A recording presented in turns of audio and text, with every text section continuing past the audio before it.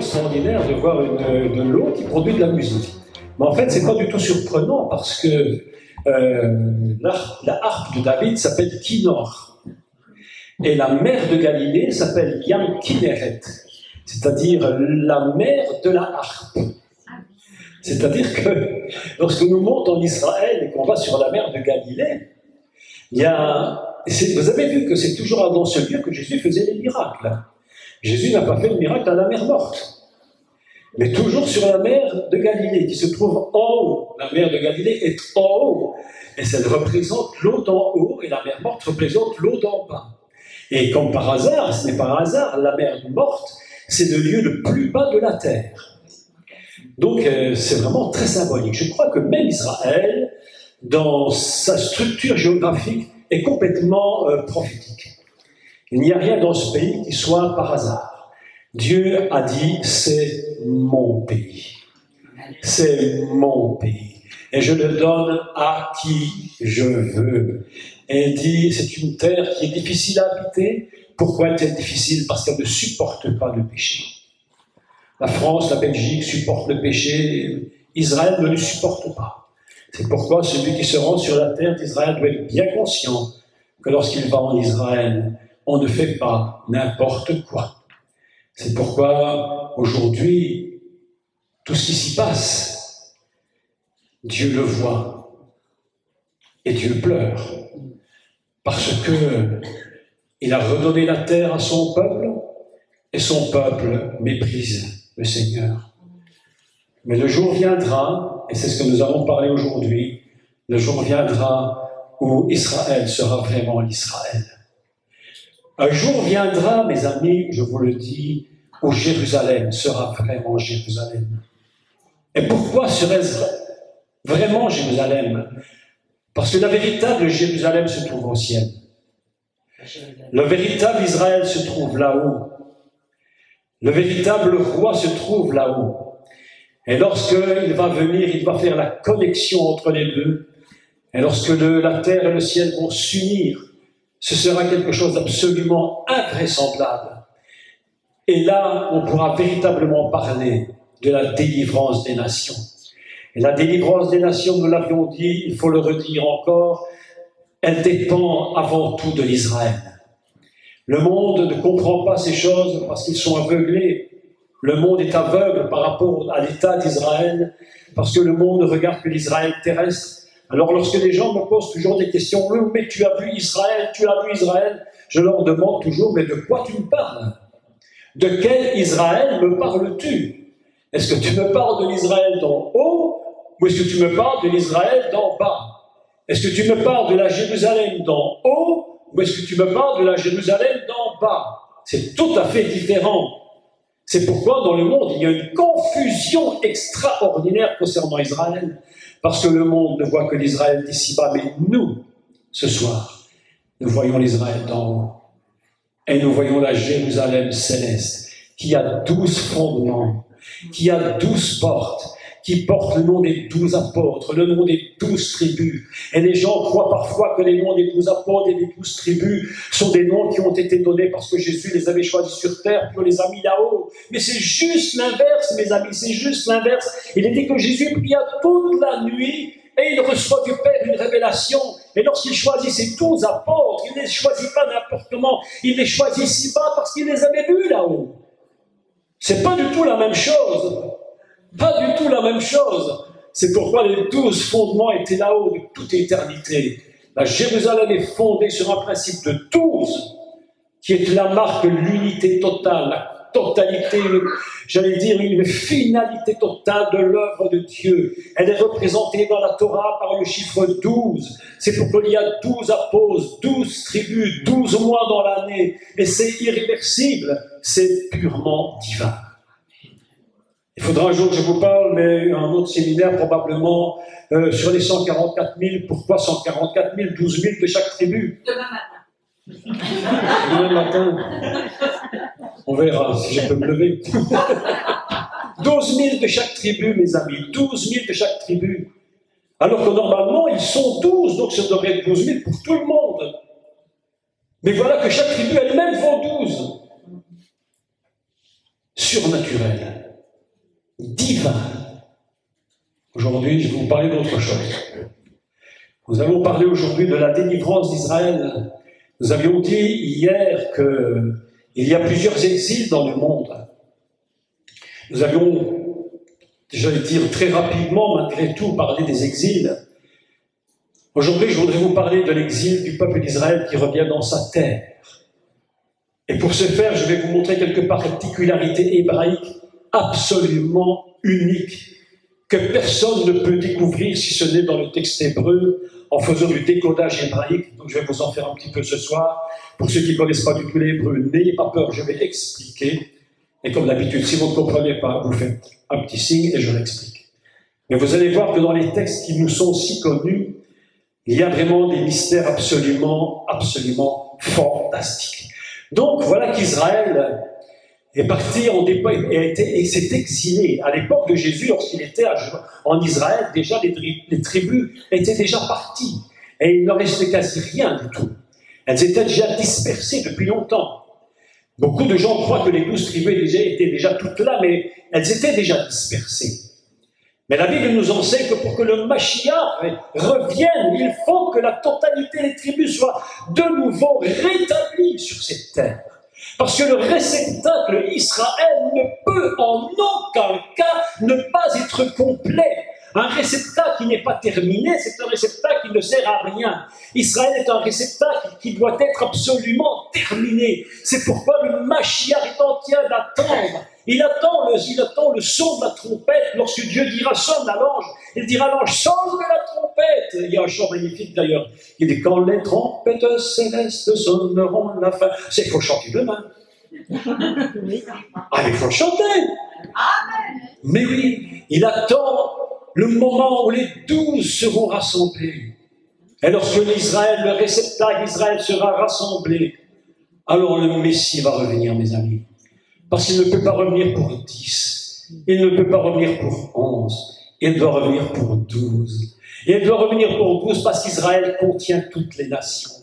Israël contient les nations en lui. C'est pourquoi dans l'Apocalypse, si vous regardez bien, il y a 2 fois 140 000.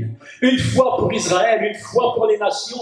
Pourquoi est-ce que c'est le même chiffre? Parce qu'Israël contient les nations en elle. C'est un réceptacle qui non seulement contient le Messie, mais il contient le monde entier. C'est pourquoi Israël est indispensable à l'humanité. Si Israël disparaissait, le monde disparaîtrait. Et le monde ne comprend pas, parce qu'il ne voit pas l'Israël céleste, il ne voit que l'Israël terrestre. Mais Dieu a son regard sur son peuple. Et depuis que Dieu a fait son projet divin, vous vous souvenez que je vous avais parlé du projet divin, et que le premier mot de la Bible nous parle d'Israël. Il est le réchit de Dieu. Il est le premier-né de Dieu. Il dit à Pharaon, laisse sortir mon fils, mon premier-né. Oh là là là là là. Et lorsqu'Israël sera rassemblé sur sa terre, et aujourd'hui, ce peuple d'Israël qui est dispersé dans toutes les nations, aux 4 coins du monde, du nord au sud, de l'est à l'ouest, la Bible nous enseigne qu'ils vont revenir de partout à la fois, et le souffle de Dieu va se passer sur chacun d'eux, et il va se produire quelque chose d'absolument inimaginable, que le monde entier ne pourra même pas comprendre. La parole de Dieu nous dit, une porte que j'ai ouverte, personne ne la fermera. Une porte que j'ai fermée, personne ne la fermera. Une porte qui est fermée, personne ne l'ouvrira. Une porte qui est ouverte, personne ne la fermera. C'est impossible. Et lorsque Dieu a décidé d'ouvrir la porte pour le retour de son peuple, les nations peuvent faire ce qu'elles veulent. Ce qu'elles veulent. Et ceux qui essaieront de fermer la porte, ils se briseront. Parce que Dieu a dit, je ramènerai mon peuple. Parce que mon peuple et mes prophètes, c'est la prunelle de mes yeux. Est-ce que vous imaginez ça? Un prophète, la prunelle des yeux de Dieu. Ça veut dire que c'est le prophète qui voit. Parce qu'il est l'œil de Dieu. Oh, mon Dieu. Nous allons lire ensemble un texte. Tout le monde le connaît, on va le lire. En entier, et puis je vais commenter. Vous prenez le livre d'Ézéchiel et au chapitre 37.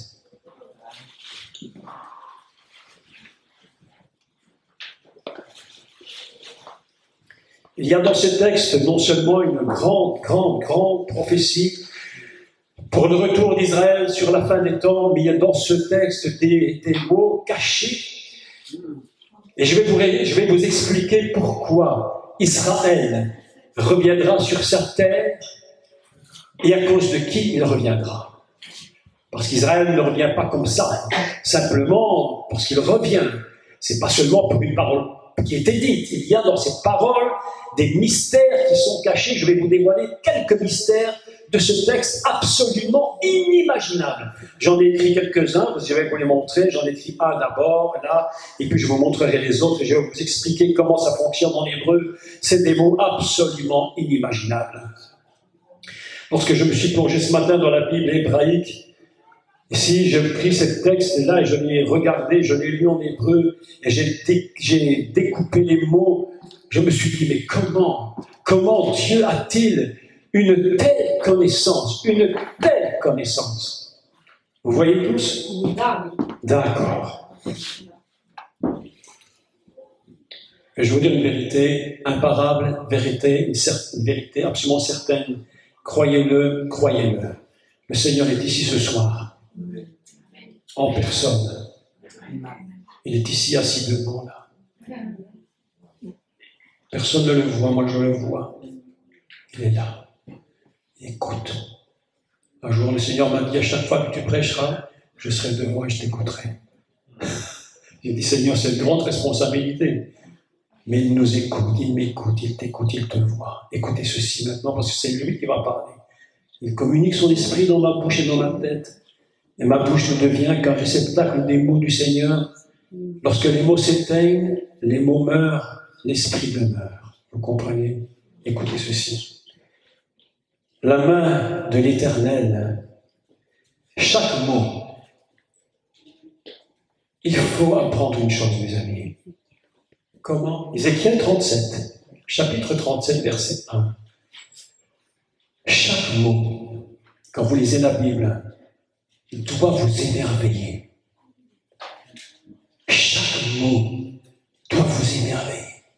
Lorsque tu regardes le Seigneur, tu dois être émerveillé de sa présence.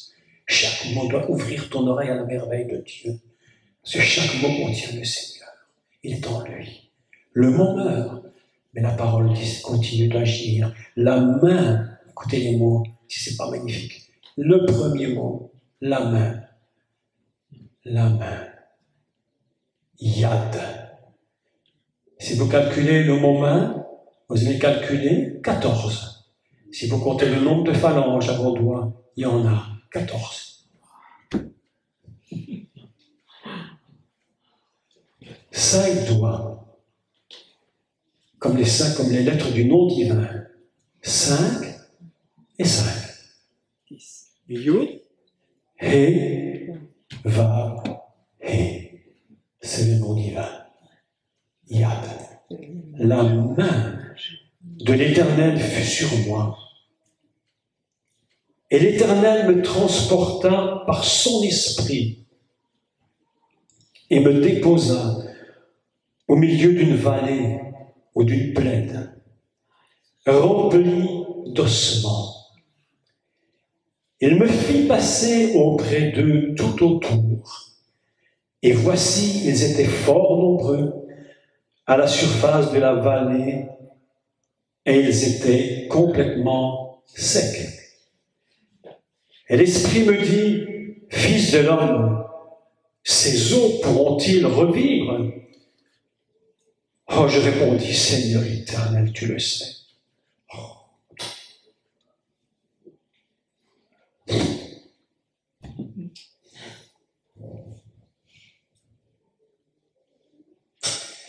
Il me dit, prophétise sur ces eaux. Prophétise sur ces eaux. Et dis-leur. Et dis-leur. Écoutez le texte, mais ce serait incroyable.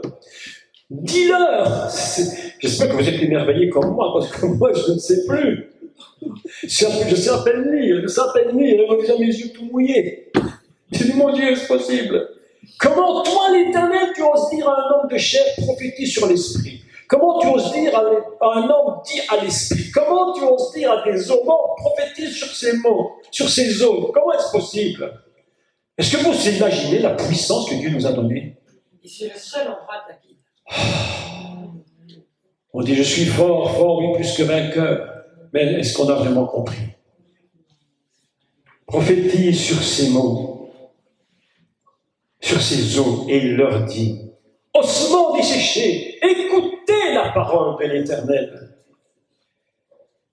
Comment des eaux peuvent-ils entendre? Ah, voilà quelque chose de surprenant. Ainsi parle le Seigneur l'Éternel à ces eaux. Voici, je vais faire entrer en vous un esprit et vous vivrez. Je vous donnerai des nerfs, je ferai croître sur vous de la chair, je vous couvrirai de peau, je mettrai en vous un esprit et vous vivrez. Et vous saurez que je suis l'Éternel. Je prophétisais selon l'ordre que j'avais reçu. Et comme je prophétisais, il y eut un bruit. Et voici, il se fit un mouvement. Et les eaux s'approchèrent les uns des autres. Je regardais, et voici, il leur vint des nerfs. La chair commença de croître, et la peau les couvrit par-dessus. Mais il n'y avait point en eux d'esprit. Il me dit, prophétise et parle à l'esprit. Prophétise, fils de l'Adam, et dis à l'esprit. Ainsi parle le Seigneur l'Éternel. Esprit, viens des quatre vents, souffle sur ces morts et qu'ils revivent. Je prophétisais selon l'ordre qu'il m'avait donné. Et l'Esprit entra en eux, et ils reprirent vie, et ils se tinrent sur leurs pieds. C'était une armée nombreuse, très nombreuse. Il me dit, fils de l'homme, ces eaux, c'est toute la maison d'Israël. Voici, ils disent, nos eaux sont desséchées, notre espérance est détruite, nous sommes perdus. Prophétise donc et dis-leur, ainsi parle l'Éternel, le Seigneur, voici, j'ouvrirai vos sépulcres, je vous ferai sortir de vos sépulcres. Est-ce que ça ne nous fait pas penser à quelque chose?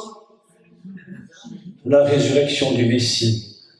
Mes amis, Israël sort, Israël retourne dans sa terre à cause du Seigneur. Je vous ferai sortir de vos sépulcres, ô mon peuple, et je vous ramènerai dans le pays d'Israël. Oh là là là là. Et vous saurez que je suis l'Éternel lorsque j'ouvrirai vos sépulcres et que je vous ferai sortir de vos sépulcres, ô mon peuple. Je mettrai mon esprit en vous et vous vivrez. Je vous rétablirai dans votre pays et vous saurez que moi, l'Éternel, j'ai parlé et agi, dit l'Éternel. Mes amis, après une lecture comme celle-ci, on pourrait presque fermer notre Bible, se mettre à genoux, prier et terminer. Parce qu'ici, ce que nous avons lu ici, ce n'est pas des paroles d'hommes. Il n'y a rien qui vient de la terre ici. Vous avez entendu la voix du Seigneur, qui est passée par moi, qui vous a parlé. Ce que vous avez entendu, c'est le Seigneur. Ce n'est pas moi que vous avez entendu. La Bible nous dit que la main de l'Éternel fut sur moi. Il y a un acte de Dieu qui est très très important, que nous devons toujours comprendre. C'est que Dieu lui-même impose les mains. Il pose sa main. Et nous avons un exemple absolument extraordinaire dans le livre de Yahushua, Josué, où Dieu dit à Moshe, il lui dit, tu poseras ta main sur Oshéa, et tu lui changeras son nom. Je raccourcis. Et la Bible, quelques versets plus loin, nous sommes surpris de voir que Moïse ne fait pas ce que Dieu dit. Tout le monde croit qu'il fait ce que Dieu dit. En fait, il fait plus. Vous savez, il y a des gens, il y a des hommes, il y a des femmes, des hommes de Dieu comme Abraham, qui connaissent tellement le Seigneur, ils connaissent tellement le Seigneur, ils savent tellement ce qu'il veut qu'avant même que Dieu parle, ils l'ont déjà fait. Vous imaginez lorsque vous avez un enfant dans la maison ou quelqu'un qui sait tellement ce que vous voulez qu'avant même que vous lui disiez, il le fait. C'est pourquoi il est écrit qu'Abraham marchait devant Dieu. Il est dit de Noé qu'il marchait avec Dieu, ce qui est déjà pas mal du tout. Mais marcher devant lui, c'est savoir avant même que Dieu demande. Tu sais ce qu'il veut, tellement tu le connais. Tu es dans le cœur de Dieu, tu es dans le cœur du Père, et tu sais ce qu'il aime. Et Moshe, nous dit la Bible, nous dit, il l'appelle Oshéa, et lui dit, Oshéa, viens, je vais changer ton nom. Dieu avait pris les 2 lettres de son nom, il les avait ajoutées à Abraham, et l'a fait devenir Abraham. Il a pris la 2e lettre de son nom, à Sarai, elle est devenue Sarah. Il restait donc une lettre là-haut, qui est la lettre Yud. Et il dit à Oshéa, viens, il reste une lettre pour toi. Il reste une lettre, je vais te la donner. Et Oshéa s'approche de Moshe, et Dieu lui avait dit, tu poseras ta main sur Oshéa. Mais Moïse vient, il pose, la Bible nous dit, ne posa pas sa main, elle dit, il posa ses mains. Et mes amis, quand il y a une imposition, au moment où il pose ses mains, la lettre divine tombe sur Oshéa, et elle devient Yehoshua. Oh, ça c'est fort. Yehoshua, le Sauveur. Lorsque nous imposons les mains aux gens, mes amis, il faut savoir qu'ils nous imposent les mains. Parce qu'il y a une main qui peut être celle de Dieu et l'autre, tu ne sais pas qui c'est. Donc tu as vraiment intérêt à savoir qui t'impose les mains et ne pas te laisser imposer les mains à n'importe qui, par n'importe quoi, pour faire n'importe quoi. Moshe posa ses mains. Il communique la lettre de Dieu et l'onction pour partir dans la terre de la promesse. Et puis il pose sa main et il communique une part de son onction à lui et lui transmet de l'onction. Il y a des transmissions d'onction, vous savez ça? Il y a des transmissions d'onction très puissantes. Dans la Bible, vous voyez Élie et Élisée. Et Élie pose ses mains, il appelle Élisée. Alors, il faut que je vous parle de ça un jour quand même. L'appel d'Élisée, c'est quelque chose d'extraordinaire. Alors, il faut que je vous parle de ça peut-être à ce séminaire. Demain matin, c'est déjà pris. Demain matin, c'est pris déjà. Demain matin, c'est pris aussi. Bon, la semaine prochaine.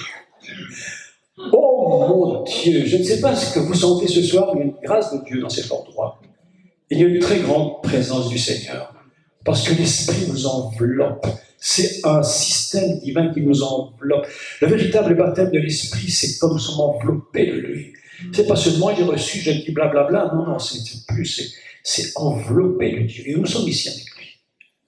Et voilà qu'il dit, la main de l'Éternel fut sur moi, et l'Éternel me transporta en esprit.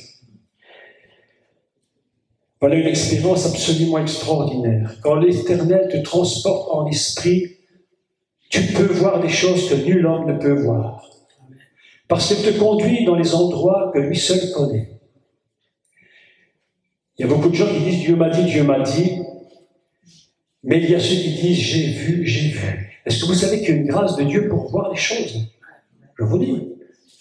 Un jour, je disais au Seigneur, fais-moi voir l'eau d'en haut. Je ne sais pas, qu'est-ce que c'est l'eau d'en haut? Je vous avais déjà parlé, en fait, ceux qui ne savent pas, je vous raconte. On va prendre un peu de temps. Et j'avais dit, Seigneur, mais j'aimerais voir l'eau d'en haut, c'est quoi? Parce que Jésus avait dit à Nicodème, il faut que tu sortes de l'eau d'en haut, de la source d'en haut. Mikor-Al, j'ai dit, Seigneur, mais c'est quoi l'eau d'en haut, c'est quoi? Et l'Esprit, il y a quelques mois, peut-être un an, je ne sais plus, peut-être un peu plus, je ne sais plus. Peut-être plus qu'un an. Un matin, vers 6h du matin, tout d'un coup, j'étais transporté en esprit. L'esprit m'a saisi, m'a transporté, et j'ai traversé la voûte céleste, les amis. Et tout d'un coup, je me suis retrouvé de l'autre côté, dans une fraction de seconde. Ce qui, pour un humain, prendrait des milliards d'années, impossible à traverser, l'esprit te le fait faire en une fraction de seconde. C'est sa force. Je me trouve de l'autre côté, là-haut, Et je lève les yeux vers le haut et qu'est-ce que je vois? Je vois un immense océan, à perte de vue inimaginable. Et l'océan avait comme un cœur qui battait. C'était un cœur qui battait, comme des immenses cercles. Et il battait, et il battait, et il battait. Je vois qu'il vit. Et je me rends compte que l'eau d'en haut, c'est pas une eau comme celle d'en bas. C'est une eau qui est vivante. Elle est réellement une personne vivante. C'est une chose que nous ne pouvons expliquer, mais elle est vivante, mes amis. Elle vit. Alors moi, évidemment, dans ma curiosité, je me dis, il faut que je mette ma main dans l'eau pour voir, mais bien sûr, hein, pour voir la température. Et je mets ma main dans l'eau. Au moment où je mets ma main dans l'eau, une décharge électrique, comme des arcs électriques, m'ont traversé mon corps. Me traverse le corps. En une fraction de seconde, je me retrouve sur la terre. Je lève les yeux vers le ciel, et la pluie du ciel commençait à tomber. J'ai dit, Seigneur, j'ai vu l'eau d'en haut. Je sais ce que tu appelles sortir de la source d'en haut. Un jour, je chantais dans un songe. J'étais dans un songe et je chantais. Et vous savez ce que je chantais? Mais il y a des choses formidables quand même. Écoutez-moi. Écoutez celle-ci. Je chantais l'Éternel est mon berger. L'Éternel est mon berger, je ne manquerai de rien. Il me fait voler dans les verts pâturages, il me conduit auprès des eaux paisibles. Et je chantais auprès des eaux paisibles. Et tout le temps, je chantais dans mon songe. Et les paroles s'étaient arrêtées auprès des eaux paisibles. Et je chantais, et j'improvisais dans mon songe des eaux paisibles. Et je partais dans des mélodies, les eaux paisibles, les eaux paisibles. Et j'étais tout d'un coup, j'ouvre mes yeux, j'étais dans une salle, il y avait une foule immense. Dans une grande salle de théâtre. Et tout d'un coup, pendant que je chantais, les eaux paisibles, il me conduit auprès des eaux paisibles. J'interprétais, j'improvisais. Tout à coup, mes amis, des fleuves ont commencé de couler entre les rangées. Je voyais des rivières couler entre les rangées. Et puis ça passait entre les sièges. Et tout à coup, le plafond qui était là a commencé de pleuvoir de l'eau du ciel. Lorsque tu es touché par la main de l'Éternel, il t'emmène dans des endroits que lui seul connaît. Lui seul les connaît. Mais là où il t'emmène, il n'y a aucun risque. Parce qu'il sait que là où il t'emmène, c'est un lieu absolument admirable. C'est là, uniquement là, que se produisent les vrais miracles. Il n'y a aucun miracle qui se produit hors du lieu céleste. Tout vient d'en haut. Jésus gère son ministère depuis le ciel, jamais depuis la terre. Toute personne qui voudrait gérer son ministère depuis la terre est déjà en échec. Mais tout ministère vient d'en haut. La main de l'Éternel fut sur moi, et l'Éternel me transporta en esprit. Il le transporta en esprit au milieu d'une vallée remplie d'ossements. Il me fit passer auprès d'eux tout autour, et voici, ils étaient fort nombreux à la surface de la vallée, et ils étaient complètement secs. Le prophète qui a cette vision, qui est transporté, ne comprend pas de quoi il s'agit tout de suite. Mais je voudrais vous montrer quelque chose d'absolument impressionnant au niveau du texte hébreu. Lorsqu'on a les ossements en hébreu, sont ici. Atzamot. Ceux qui connaissent l'hébreu vont tout de suite repérer qu'il y a deux mots hébreux qui sont collés. Le premier mot, etz. Si je tire les voyelles, etz, c'est quoi? Un arbre. Mot, la mort. Les ossements sont des arbres morts. Il me conduisit au milieu des arbres morts. Les arbres sont morts. Il faut leur redonner la vie. Vous vous souvenez tous que le problème de l'humanité s'est produit à l'arbre. Et lorsque Ève, ou je vais dire autrement, j'ai dit une bêtise, lorsque Isha, la femme, a désobéi, qu'elle ordonne à son Ish, mari, il désobéit. À l'instant même, ils deviennent des arbres morts. image d'Israël, image du monde. Les hommes qui devaient être des arbres de vie. Vous savez que dans la Bible, les prophètes ont souvent comparé les hommes à des arbres. Vous avez remarqué ça? Souvent comparé les hommes à des arbres.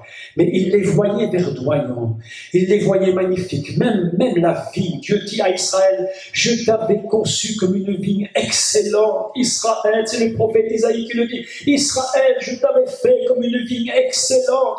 Pourquoi as-tu dégénéré? Et il lui pose la question, il ne lui dit pas pourquoi, il sait pourquoi, mais il pose la question, pourquoi Israël, toi mon peuple, as-tu dégénéré? Je t'avais planté comme un arbre magnifique, mais qu'est-ce qui t'est arrivé, mon pauvre Israël? Mais qu'est-ce qui t'est arrivé? Tu es maintenant un tsamot, un tas d'ossements, un tas d'arbres morts. Vous voyez que dans ce mot ossement, Atsamot, nous avons déjà toute une idée du commencement et de la faute du début du monde. C'est là que la faute s'est produite, l'exil d'Israël. Ce n'est pas que la faute d'un peuple seulement, c'est la raison de la faute originale de l'humanité, dont nous sommes tous inclus à l'intérieur.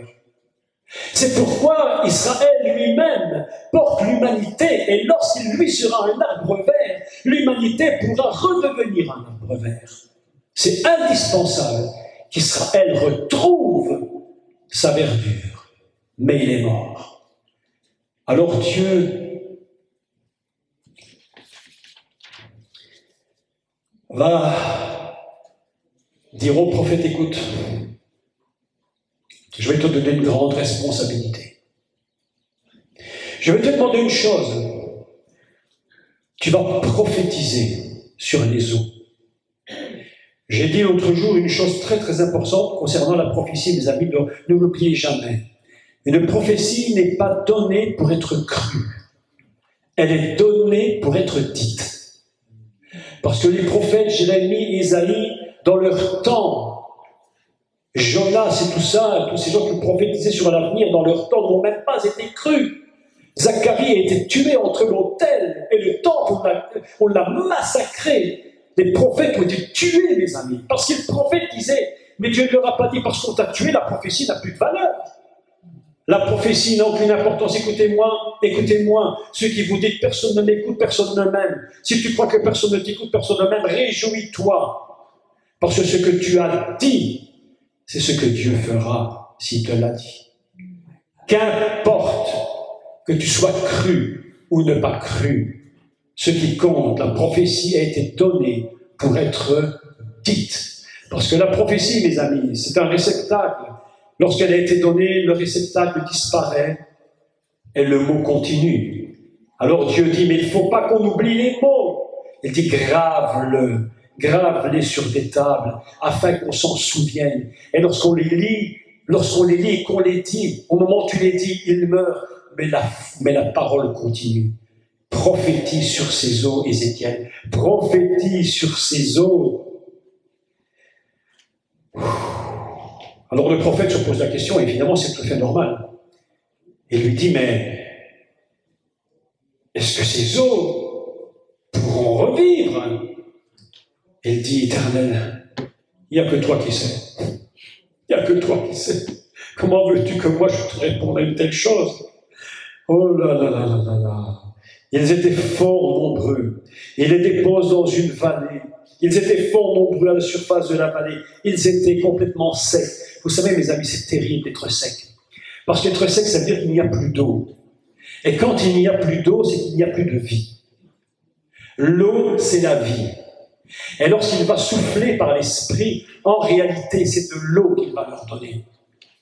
La source d'en haut va couler par la bouche du prophète et les eaux vont être de nouveau humidifiées. Et l'eau va pénétrer dans l'os. Et tant que l'eau n'est pas pénétrée dans l'os, il ne peut rien se produire.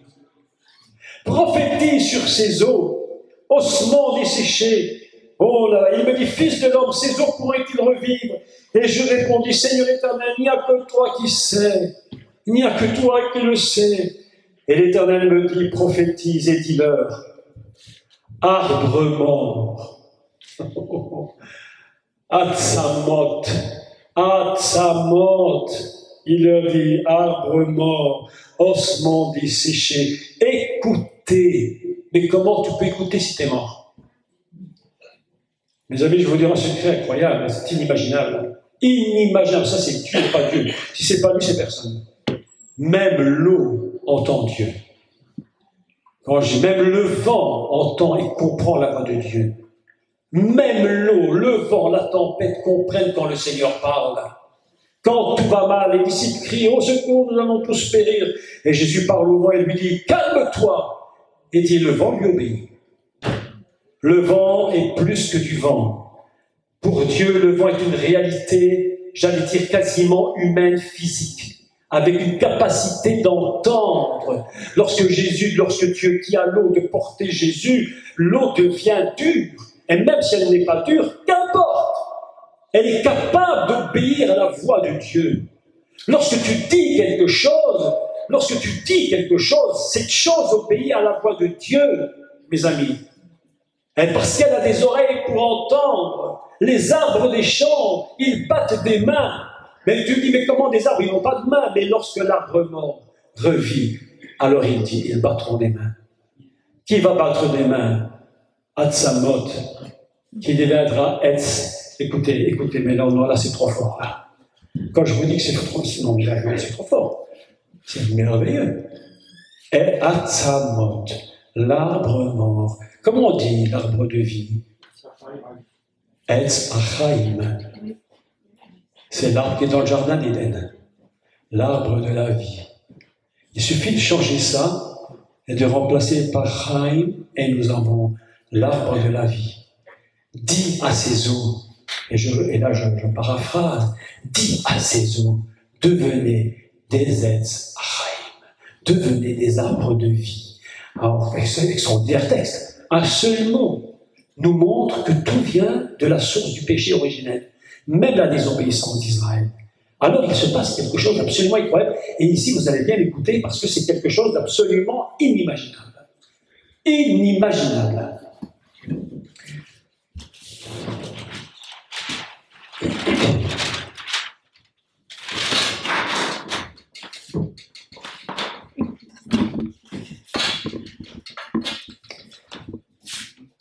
Lorsque Dieu a fait son projet de ramener le peuple dans la terre d'Israël, il y a eu des étapes. Il faut des étapes. Et il y aura plusieurs mouvements qui vont se produire. Je vais vous expliquer les mouvements pour comprendre comment Dieu a agi en Israël pour le ramener sur cette terre aujourd'hui. Et comment, évidemment, ça nous parle à nous, puisqu'il va agir de la même façon pour nous. Pourquoi? Ben, tout simplement parce que nous sommes du fondement adamique, et que dans le fondement adamique, nous connaissons l'arbre de la vie. Comme Israël, il n'y a pas de différence. C'est pourquoi l'apôtre Paul lui-même n'aura pas honte de dire que le véritable Israël, c'est nous aussi. Et l'apôtre Paul, lui, va dire à un moment donné une chose absolument extraordinaire. Il va dire que la plus grande révélation que lui ait jamais eue, pour nous ça paraît peut-être basique, mais pas pour Paul, le juif. N'oubliez jamais que Paul était un grand juif, qui était tellement grand juif qu'il était dans la Torah jusqu'au cou et jusqu'au-dessus de la tête, et à cause de cette Torah, il a tué même Étienne. Donc lorsque Paul se convertit, il change complètement, ça s'appelle une conversion. Il y a beaucoup de gens qui ne se convertissent pas, je vous le dis. Ou alors ils sont moitié tournés, un quart tourné, mais lui il est complètement converti. Et c'est un grand juif. Et elle dit, le vrai juif, c'est nous ensemble. Et sa plus grande révélation, dit-il, c'est que les juifs et les non-juifs forment un seul peuple. C'est tellement vrai que même lorsque Dieu appelle Abraham, il ne lui dit pas, je ferai de toi Israël, il lui dit, je ferai de toi un goïm. Oui, un goïm. Je ferai de toi un grand peuple. Des goïms, tu seras un goïm. Et aujourd'hui, il y a des juifs qui ont dit les autres qui ne sont pas juifs, c'est des goïms.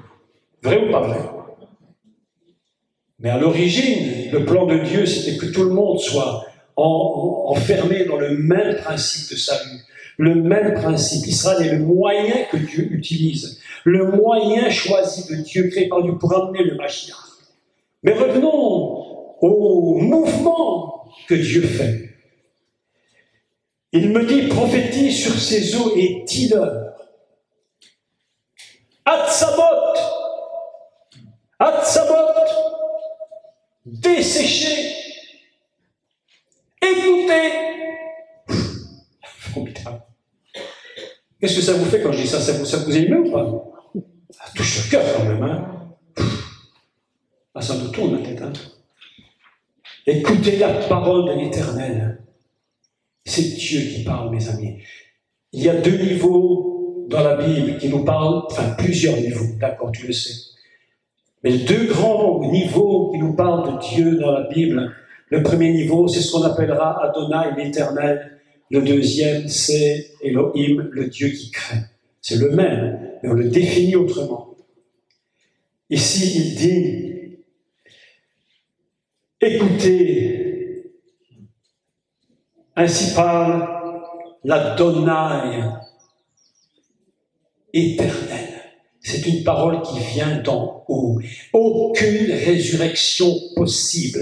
Aucune résurrection possible si ça ne vient d'en haut. C'est impossible. Toute personne qui va se donner au Seigneur, qui va se convertir, c'est vient d'en haut, jamais d'en bas. Aucun évangéliste au monde n'a gagné et n'a sauvé une âme sur cette terre si ce qu'il dit n'était pas venu d'en haut. Il ne faut pas rêver en s'imaginant que nous allons gagner des milliers d'âmes en faisant des traités uniquement. Si l'Esprit ne vient pas d'en haut pour sauver une âme, tu fais ce que tu veux, mais rien ne se produira jamais. Il dit l'Éternel, le Seigneur, celui qui contrôle tout. C'est celui qui est le Seigneur éternel, qui n'a ni commencement ni fin. Oh mes amis, écoutez comme c'est magnifique. Ainsi parle le Seigneur, l'Éternel à ses eaux.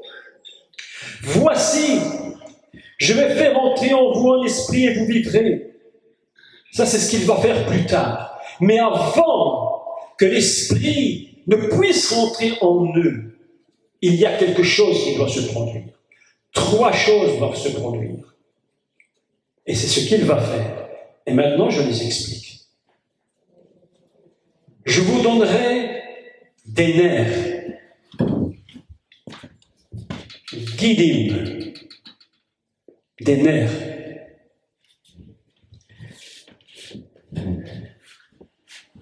Je ferai croître sur vous la chair, bassar. Je vous couvrirai de peau, écoutez les mots. Or, c'est pas n'importe quoi tout ça. Tout ça n'est pas du n'importe quoi. C'est 3 dimensions de la création d'Adam. 3 dimensions de la création adamique. Lorsque Adam voit, lorsque Ish voit Isha, il lui dit, tu es mon os et tu es l'os de mes os. Ils sont dans la chair et Dieu leur fit des vêtements de peau. Guidim, bassar, or. Reprenons-les dans l'ordre. Guidim, c'est les nerfs. Un être humain sans nerfs, c'est quelqu'un qui courrait un risque immense, puisque s'il n'a pas de nerfs, automatiquement, s'il se blesse, il ne sent pas la douleur. Problème du lépreux. Lorsque le lépreux est touché par cette maladie, ça touche les nerfs, d'accord ? Et lorsque ça touche les nerfs, il perd toute sensibilité. Et en perdant la sensibilité, son membre se détruit. C'est pourquoi lorsque Jésus s'approche du lépreux, il est dans cette situation.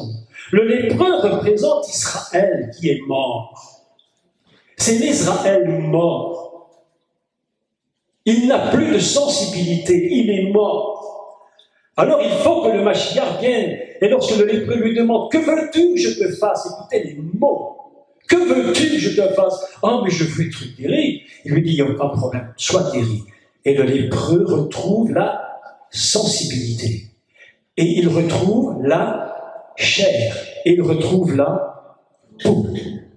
C'est Israël. Et voilà un texte extraordinaire. Les nerfs, c'est la sensibilité. Dieu est en train de donner à un peuple mort à des os qui sont morts une sensibilité. Parce que tant qu'Israël dans les nations ne sentira pas, n'aura pas la sensibilité, le désir et le besoin intense de retourner sur sa terre, il restera en exil. C'est pourquoi Dieu est obligé de leur donner d'abord de la sensibilité. Et lorsqu'ils étaient dans la Shoah, à Dachau, à Buchenwald, lorsqu'ils étaient là, qu'est-ce qu'ils disaient? Oh, mon Dieu, est-ce possible? Ils étaient là en train de rentrer en file indienne, complètement nus, dans ces chambres à gaz, on allait les exterminer. Ils chantaient à Tikva, l'espérance. Et qu'est-ce qu'ils chantaient? Qu'est-ce qu'ils chantaient? Mes amis, l'année prochaine à Jérusalem. L'année prochaine à Jérusalem. Pourquoi?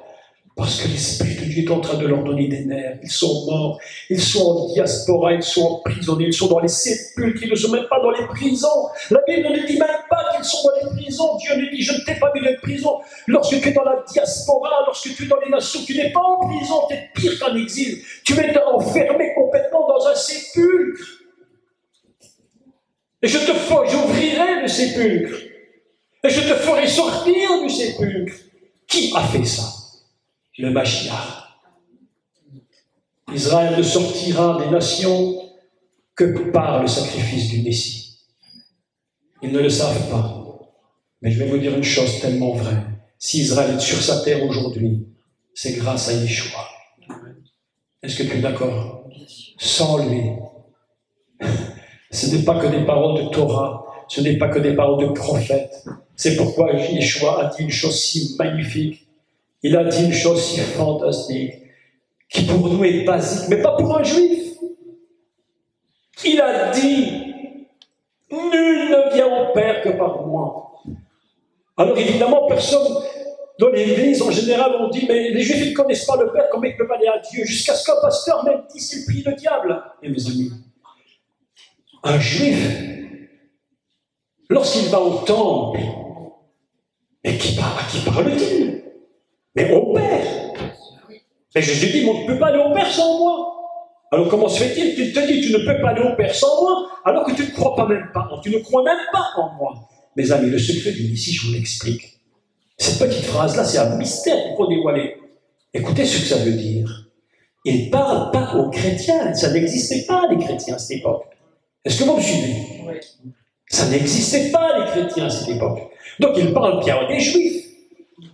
Mais le juif qui fait ses mitzvot, le juif qui fait ses sacrifices au temple, le juif qui fait ses bains de purification, mais que représentent les sacrifices, que représente le korban, que représentent les mitzvot, que représentent toutes ces choses de la loi? Mes amis, ça représente le Messie. C'est pourquoi lorsqu'un juif fait un sacrifice, il ne sait même pas qu'il va au Père à travers le Messie. Il ne le sait même pas. Mais c'est par lui qu'ils vont au Père. Et Dieu dit, je vais faire pousser tes nerfs pour que tu aies de la sensibilité, mon peuple. Parle aux os. Et au moment où il parle aux os, quelque chose se produit, un mouvement. Les os, vous savez qu'un squelette, c'est quelque chose d'absolument terrible, parce que un squelette, c'est tout des os qui se tiennent ensemble par des nerfs. Lorsque c'est le squelette qui tient le corps, sinon nous serions des vers de terre. C'est le squelette qui tient tout le corps. Donc Dieu est obligé d'abord de reconstruire la structure. Il est obligé de reconstruire d'abord la charpente d'Israël. Et dans tous les pays de la diaspora, Dieu est en train de ramener les os dispersés, parce qu'un squelette, lorsqu'il est mort, il n'a plus que des os qui ne tiennent plus les uns avec les autres. Dans un cercueil, après quelques années, les os sont tous séparés. Il est donc obligé de les rassembler. Au moment où le prophète va commencer de parler, il dit, je prophétisais, oh là là, selon l'ordre que j'avais reçu. Oh là là, selon l'ordre que j'avais reçu. Et comme je me mis à prophétiser, il y eut un bruit. Est-ce que ça ne nous rappelle pas quelque chose? Le jour de Shavuot, lorsque le Saint-Esprit est descendu, il y eut un bruit. Comme le vent d'un souffle, comme le souffle impétueux d'un vent, qui s'est mis à souffler de tous les côtés. Et toutes les nations étaient connues de cette époque, étaient rassemblées. Il faudra un jour aussi, Michel, que j'explique qu'est-ce que c'est que la Pentecôte, parce qu'on n'a pas compris. La Pentecôte, c'est pas parler en langue, hein. Ne vous trompez pas. C'est pas ça, c'est autre chose. Parler en langue n'est qu'une conséquence d'autre chose. Et voilà que le bruit se fait entendre. Et le bruit se met à, le vent se met à souffler. Et il passe entre les eaux. Et au moment où le souffle touche l'os, l'os se rapproche, il cherche celui qui lui convient. Là, le doigt cherche l'os du doigt, cherche l'autre l'os du doigt, parce que peut-être qu'il était dispersé à droite ou à gauche. L'os du pied recherche l'orteil, et la colonne vertébrale recherche la bonne vertèbre avec laquelle elle doit s'approcher. Tout le monde se remet ensemble. Mes amis, lorsqu'Israël est reconstruit, Dieu l'a reconstruit parfaitement. Parfaitement. Et voilà que les eaux se rassemblent et le vent souffle. Le prophète regarde, il est pris lui-même dans un tourbillon de vent, et les eaux se rapprochent, et les tibias se rapprochent des humérus, et les humérus se rapprochent des mains. C'est un truc de fou. Et les crânes se rapprochent de la colonne vertébrale, sans erreur. Sans erreur. Sans erreur. Et voilà que les eaux sont remis à côté l'un de l'autre. Mais ils sont toujours couchés parce qu'ils ne peuvent pas se tenir debout. Ils ne peuvent pas se tenir debout parce qu'ils sont rassemblés à la bonne place, mais ils n'ont rien qui les tient ensemble. Et pour les tenir ensemble, mes amis, il va falloir que les nerfs s'accrochent aux os. C'est pourquoi il dit, parle et prophétise. Au moment où il prophétise, les os se rassemblent. Et la sens et les nerfs commencent à venir. Il dit, je prophétais selon l'ordre que j'avais reçu, et comme je prophétisais, il y eut un bruit, il se fit un mouvement, les os s'approchèrent les uns des autres. Je regardais, et voici, il leur vint des guidim, des nerfs. Et voilà que, imaginez maintenant l'histoire. Un squelette avec des nerfs. Il n'y a pas encore de muscles. Il n'y a pas de peau. C'est horrible.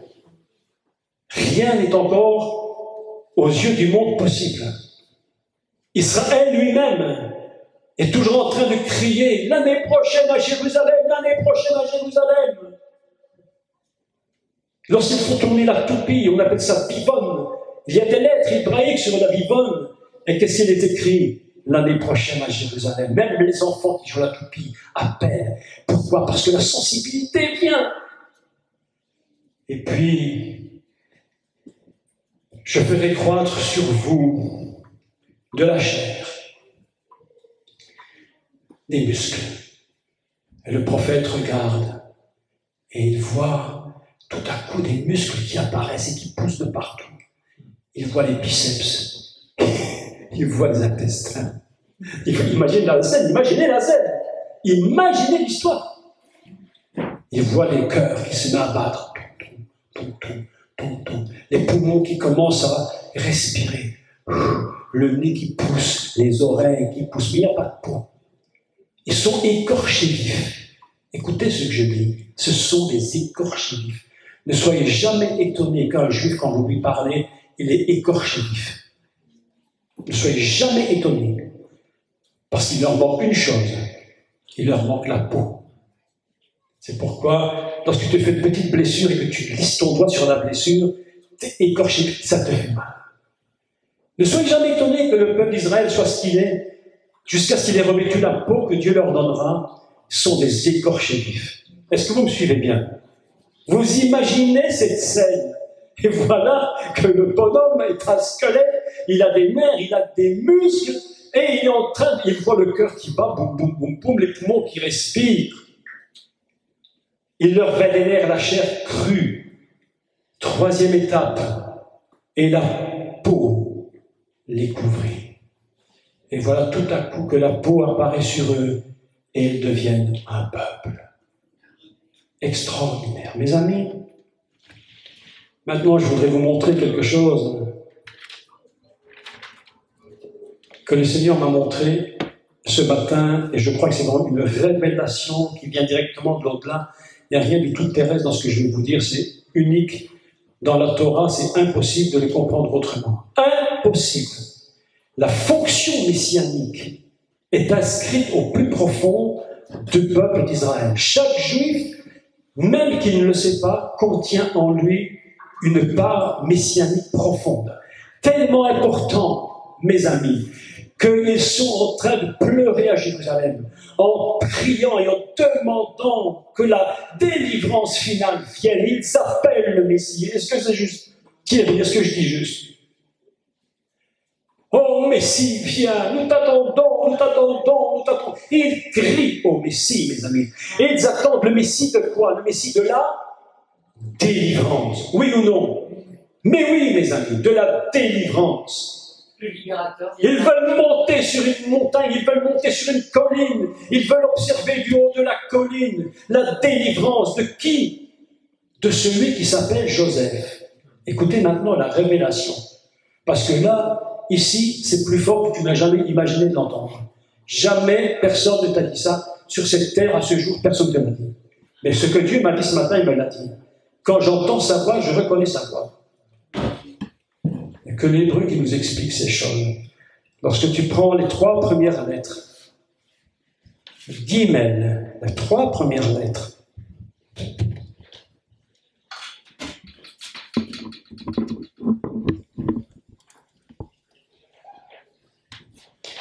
Gimel,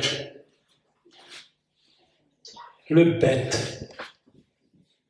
le Ein, les 3 premières lettres de Ner, de chair et de peau, les 3 ensemble forment le mot Geba. Alors, qu'est-ce que ça veut dire? Eh bien, Geba, c'est un endroit particulier d'où une prophétie avait été donnée par Jacob à son fils Joseph. Quelque chose d'inimaginable. Et je vous lis la prophétie pour vous montrer que quand Dieu fait quelque chose, rien n'est au hasard. Et nous allons ensemble lire. Écoutez le texte parce que ça, c'est quelque chose qui va vous dépasser. C'est absolument, mais invraisemblable.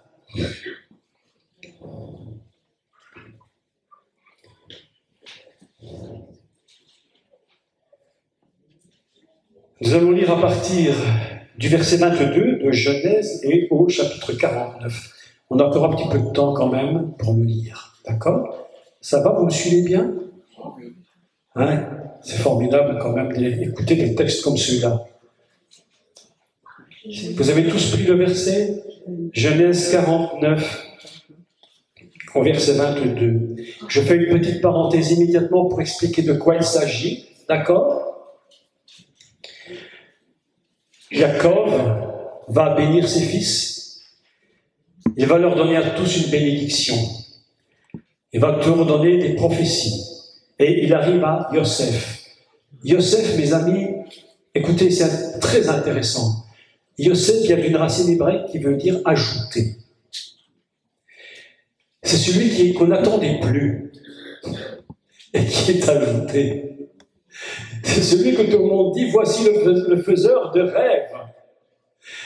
Est-ce que vous savez que, écoutez avant que je lise, est-ce que vous savez que Joseph était appelé le faiseur de rêves par ses frères? Pas parce qu'il a eu un rêve, sinon ils auraient dit, voici le faiseur du rêve.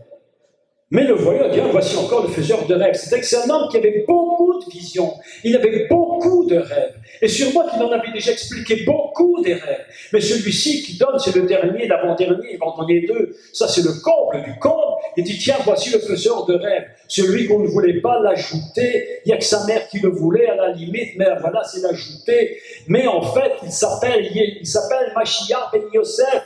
Les rabbins ont compris qu'il avait une notion de libérateur. Et en tant que notion de libérateur, écoutez ce qu'il est dit, et je lis, verset 22, Joseph est le rejeton d'un arbre Etz Achaim, et non pas Atzamot. Atzamot, c'est fini. Maintenant, c'est Etz Achaim. Vous comprenez? Ce n'est plus un ossement desséché, ce n'est plus un arbre mort, c'est un arbre vivant. Écoutez la prophétie de Jacob, c'est absolument, mais ça dépasse toute imagination possible. Joseph est le rejeton d'un arbre fertile, un arbre de vie, si vous voulez. Le rejeton d'un arbre fertile près d'une source. Et voilà que pour que les eaux vivent, il faut de l'eau. Incroyable. Les branches s'élèvent au-dessus de la muraille, ils l'ont provoqué, ils ont lancé des traits, les archers l'ont poursuivi de leur haine. Écoutez le texte, si ce n'est pas prophétique sur Israël, à partir de Machia ben Yosef. Mais son arc est demeuré ferme et ses mains ont été fortifiées. Par les mains du puissant de Jacob, écoutez les mots, Yadim, Yad, l'Éternel en posa sa main. Par les mains du puissant de Jacob, il est devenu le berger d'Israël. Oh là là là là là. Absolument extraordinaire. C'est l'œuvre du Dieu de ton Père qui t'aidera. Quelle prophétie. C'est l'œuvre du Tout-Puissant qui te bénira. Ça nous émeut au plus profond de nous-mêmes. C'est impensable. Lire un texte comme celui-là, mes amis. Des bénédictions des cieux en haut. Des bénédictions des eaux en bas. Des bénédictions des mamelles et du sein maternel. Je ne peux pas passer mon temps à expliquer chaque demi-mot et chaque mot parce que on est encore là demain, c'est impossible. Mais chacune de ces phrases a une portée prophétique absolument considérable.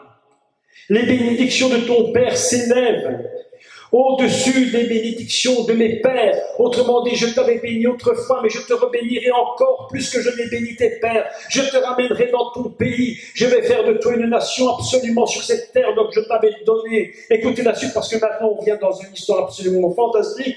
Au-dessus des bénédictions de mes pères, jusqu'à la cime des éternelles collines. Qu'elles soient sur la tête de Yosef. Qu'elle soit sur la tête de Yosef. Comment dit-on des collines éternelles? Les collines éternelles. Geva, lorsque je vais te rassembler, lorsque j'aurai pris les nerfs, lorsque j'aurai mis la chair, lorsque j'aurai mis de la peau sur toi, tu t'élèveras sur les hauteurs et tu contempleras parce que tu seras sur les collines éternelles.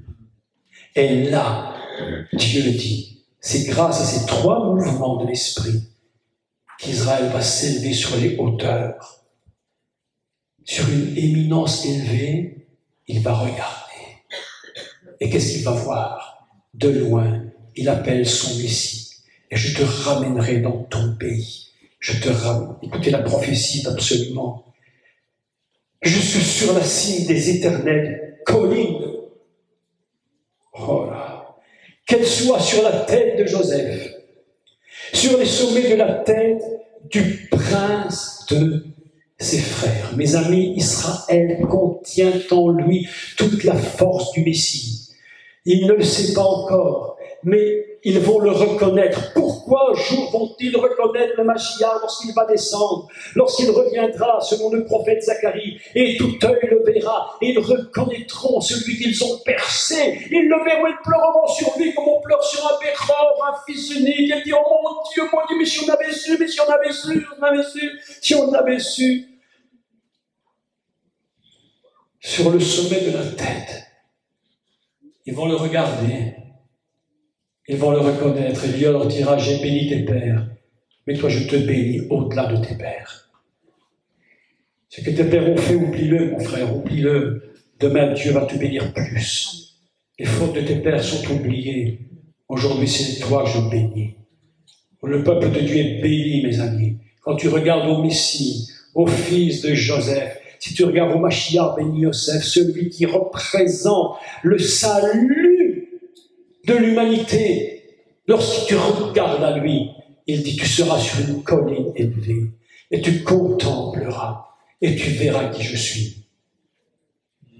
Écoutez la suite. Il me dit, prophétise, parle à l'esprit, prophétise, fils de l'homme, dit à l'esprit. Ainsi parle le Seigneur l'Éternel. Esprit, viens des quatre vents, souffle sur ces morts et qu'ils revivent. Et voilà que le vent vient des quatre coins, c'est-à-dire de l'ouest, de l'est, du nord, du sud. Je prophétisais selon l'ordre qu'il m'avait donné, et l'Esprit entra en eux. Mes amis, lorsque le peuple d'Israël va retrouver sa structure, lorsque ce sera un peuple qui sera dans la structure finale, avec sa charpente, avec ses muscles, avec ses nerfs, avec sa peau, alors le Messie va venir. Il va rentrer en eux et ils vivront pour toujours. Et l'Esprit entra en eux, ils reprirent vie. Ils se tinrent sur leurs pieds. C'était une armée nombreuse, très nombreuse. En hébreu, on dit mérod, très nombreuse. Du monde entier. Ils vont se rassembler, ils vont se réunir et ils vont partir sur la terre d'Israël. Oh mes amis, quel texte. Il me dit, fils de l'homme, parce que Ézéchiel ne comprenait pas de quoi il s'agissait, n'avait pas encore tout compris. Il voit la vision, mais il ne sait pas exactement de quoi il s'agit. Il me dit, fils de l'homme, ces eaux, c'est toute la maison d'Israël. Voici ce qu'ils disent, les Juifs. Voici ce que dit le peuple d'Israël lorsqu'il est dans la diaspora. Écoutez ce qu'ils disent. Nos eaux sont desséchées. Notre espérance est détruite. Vous savez que l'hymne national israélien, c'est Atikva. Atikva, c'est l'espérance. Lorsque vous entendez l'hymne national israélien, il y a toujours l'idée de l'espérance. Toujours. Nous sommes perdus, disent-ils. Alors l'Esprit du Seigneur leur dit, prophétise donc et dis-leur, ainsi parle le Seigneur l'Éternel, voici, j'ouvrirai vos sépulcres. C'est pire qu'un exil. Pire que l'exil. Parce qu'on peut être exilé dans un pays et vivant. Mais Israël, Dieu le regarde, et pour eux, ce n'est même plus un simple exil, c'est totalement un sépulcre. Un sépulcre, c'est un endroit où il n'y a que des eaux et de la pourriture. Je vous ferai sortir, j'ouvrirai vos sépulcres, je vous ferai sortir de vos sépulcres, ô mon peuple, et je vous ramènerai dans la terre, dans le pays d'Israël. Je vous ramènerai dans le pays d'Israël. Absolument extraordinaire. Et vous saurez que je suis l'Éternel lorsque j'ouvrirai vos sépulcres et que je vous ferai sortir de vos sépulcres. On a l'impression de lire l'histoire de Lazare. On a l'impression de lire l'histoire de Lazare. Lorsqu'il a dit « Ouvrez, tirez la pierre ». Et Jésus est devant la tombe de Lazare, il lui dit « Tirez la pierre ». Et il dit à Lazare « Sors ». Et Lazare sort. L'Esprit dit à Israël sur le monde entier, si nous écoutons bien la voix de Dieu, nous allons comprendre que la voix de Dieu est en train de crier sur son peuple, sur toute la terre. Chaque instant qui passe, il a ouvert la porte, mes amis, du sépulcre des Juifs, et la voix crie, sortez mon peuple, retournez sur votre terre, retournez sur votre terre. Et vous saurez alors, lorsque vous verrez ces choses se produire, vous saurez que je suis l'Éternel. Voilà. Lorsque j'ouvrirai vos sépulcres et que je vous ferai sortir de vos sépulcres. Mes amis, deux choses importantes que vous devez comprendre. Il y aura d'abord un premier mouvement, et c'est prophétique. Je n'ai rien d'un grand prophète spécifiquement, mais je ne dis que ce qui est écrit. Il y aura deux mouvements sur cette terre, que les nations le veuillent ou qu'elles ne le veuillent pas. Il y aura un mouvement où il ouvrira les portes des pays. Où sont les Juifs? Il ouvrira les portes. Quoi qu'ils le veuillent, qu'ils disent oui ou qu'ils disent non, lorsque Dieu ouvre la porte d'un pays pour libérer son peuple, la porte est ouverte, il ne peut pas y échapper, ni Poutine, ni M. Macron, ni personne au monde. Là, il dit, j'ouvrirai vos sépulcres, et moi, l'Éternel, je vous ferai sortir de vos sépulcres, et je vous retournerai, et je vous conduirai dans le pays d'Israël, sur la terre d'Israël. Mes amis, un texte absolument impressionnant. Une armée puissante, une armée grande, une forte armée. On appelle ça Chayil Gadol, une armée grande. Chayil, c'est un peuple, pour ceux qui ont vu mon cours sur Eshet Chayil, la femme de valeur, ceux qui l'ont vu sur Internet, regardez. Chayil signifie la force, ça signifie une armée, de la valeur, du courage, de la bravoure, de la richesse, de la fortune. Tout ce mot signifie tout ça, une armée qui est forte, qui a du courage, qui a de la fortune, qui a de la bravoure. Je te ferai sortir de ton sépulcre, et je t'emmènerai sur la terre d'Israël, et vous saurez que je suis l'Éternel. Je mettrai mon esprit en vous, et vous vivrez. Je vous rétablirai dans votre pays, et vous saurez que c'est moi, l'Éternel. J'ai parlé et j'ai agi, dit l'Éternel. C'est pas un texte extraordinaire, ça? Fabuleux texte. Fabuleux texte. Je crois que comme prophétie, on a atteint un niveau maximum. Il n'y a pas possible d'aller plus loin dans cette prophétie.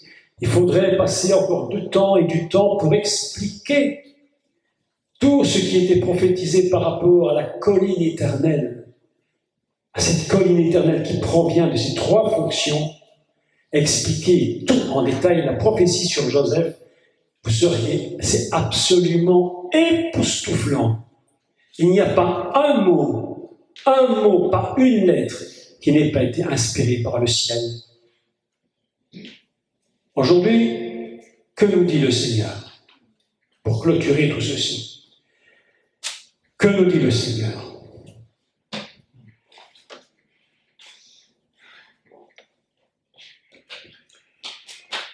Notre monde a besoin de comprendre que nous sommes liés avec Israël, mes amis.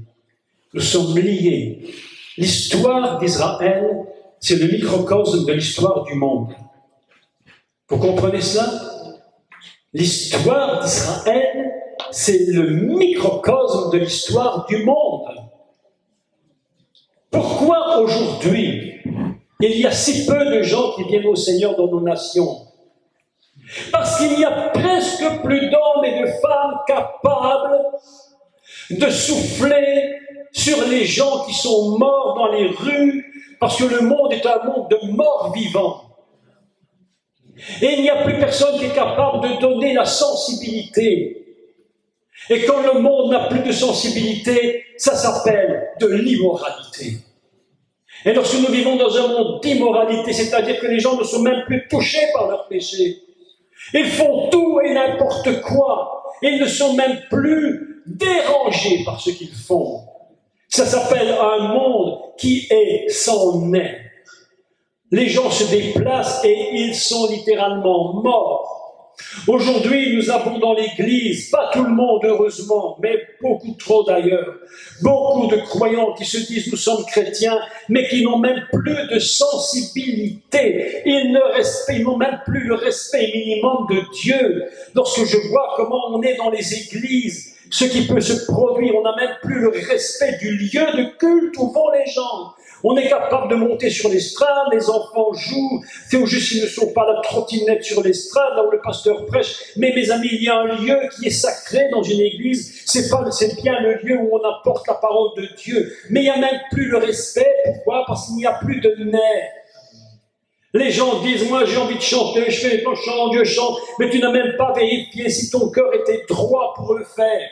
Est-ce que vous savez que les Lévites dans le temple, ils devaient être des gens mais hyper sanctifiés pour chanter dans la maison de Dieu? On ne peut pas tout se permettre. Pourquoi est-ce qu'on se permet tout? Je vous dis pourquoi on se permet tout. On se permet tout parce qu'il n'y a plus de nerfs sur les gens. Les chrétiens sont sans nerfs, ils n'ont plus de sensibilité. Et si tu commets des choses dans ta vie, et que les choses que tu commets dans ta vie ne sont pas droites aux yeux de Dieu, et que ça ne te dérange pas, c'est parce que tu n'as plus de nerfs. Tu es là, desséché, tu es exilé, tu es dans un endroit d'exil. Et Dieu dit à Israël, tu n'es pas exilé. Il lui dit, tu es dans un sépulcre. Mes amis, l'Église a besoin de sortir de son sépulcre. Nos prédications ne veulent rien dire. Nous pouvons prêcher, nous pouvons enseigner, nous pouvons faire ce que nous voulons. Tu peux prêcher en étant sec, en étant un ossement, un arbre mort. Pourquoi les gens dans les rues ne se convertissent plus? Parce que l'on prêche alors qu'il n'y a plus de sève dans l'arbre. Ce sont des arbres morts qui prêchent. Ce sont des chrétiens secs. Ils sont tellement secs qu'ils n'ont même plus envie d'évangéliser. Il dit, c'est pas mon job. C'est le job du pasteur. Les gens pleurent. Ah, mes amis, Dieu a choisi des grands évangélistes comme Billy Graham, Ted Osborne, il y a encore bien d'autres, des grands hommes de Dieu. Et alors on se rejette sur eux en disant, mais voilà les grands évangélistes. Mais mes amis, et toi? Est-ce que tu ne dois pas annoncer la parole de Dieu? Toi aussi tu dois évangéliser. Et si tu ne le fais pas et que tu n'es pas dérangé de ne pas le faire, c'est parce que tu es un arbre mort. La vie a disparu de ta vie. La vie a disparu de toi. Tu te promènes comme un squelette. Si encore tu peux te promener, si encore tu le peux. Il te manque de la structure, il te manque de la charpente, il te manque la peau. Il te manque la peau. Lorsque l'homme avait péché, tu as fait une grâce à l'homme. L'homme se retrouvait dans une situation de drame épouvantable. Et lorsque Isha et Isha se sont retrouvés dans le jardin d'Éden après avoir péché, ils ont eu peur, ils ont dit, mais qu'est-ce qui nous est arrivé? Mes amis, les chrétiens même n'ont plus peur de ce qui leur arrive. Le drame est dans l'église, on n'a même plus peur. On te parle du ciel et de l'enfer, et les trois quarts des chrétiens n'en ont strictement rien à faire. Il y a des chrétiens, pas tous heureusement. Il y a des chrétiens, je vous assure, ils n'en ont plus rien à faire du tout. Tu leur parles du ciel et de l'enfer, c'est comme si tu leur parlais de n'importe quoi. Ils n'ont même plus la sensibilité du drame dans lequel ils se trouvent, mes amis. Même plus ça. Si tu n'as même plus le cœur à annoncer l'évangile de Jésus, si tu n'as plus le cœur à aller vers quelqu'un et lui dire Jésus t'aime, si tu n'as plus de cœur pour aller vers le malade et lui dire avec foi sois guéri, c'est que tu as l'arbre noir. C'est que tu es un arbre mort. Tu chantes Amen, Alléluia, mais tu es mort. Aujourd'hui, le Saint-Esprit parle à l'Église. Et il dit à l'Église, si je le fais pour Israël, alors je le fais aujourd'hui pour toi. Est-ce que tu comprends ce que je te dis? Je te sortirai, mon Église. Église, je te sortirai de ton sépulcre. Je vais te sortir du sépulcre. Ce soir, mes amis, écoutez, je vais vous dire ce que l'Esprit de Dieu nous dit ce soir. Il a dit ce soir, j'ai ouvert vos sépulcres. Ce soir, il y a une ouverture dans ce sépulcre. Une ouverture. Et Dieu t'appelle et il te dit, Église, sors, sors, reprends vie avant qu'il ne soit trop tard. Les jours viennent où il sera trop tard. Mes amis, écoutez-moi ce que je veux vous dire maintenant. Israël sortira de son sépulcre, mais certains y resteront. Tous les Juifs ne rentreront pas en Israël. Tous les Juifs ne sont pas sensibles pour retourner en Israël parce qu'ils ont du confort aux États-Unis, ils ont du business en France. Ils ne comprennent pas que le Juif sur sa terre, c'est autre chose. Ils sont morts, mes amis. Le chrétien est dans sa tombe, il ne se rend pas compte même qu'il perd, qu'il n'a rien gagné de rester dans son sépulcre, parce que son sépulcre est devenu une sorte de confort. Au moins là, on ne te casse pas les pieds. Et en plus, on te met des fleurs. Oh, le brave chrétien, il n'évangélise pas. Mais c'est pas grave, c'est pas son ministère. Tiens, voilà des fleurs. Sur la tombe de monsieur XYZ, on te met gros bouquet. C'est la toute sainte.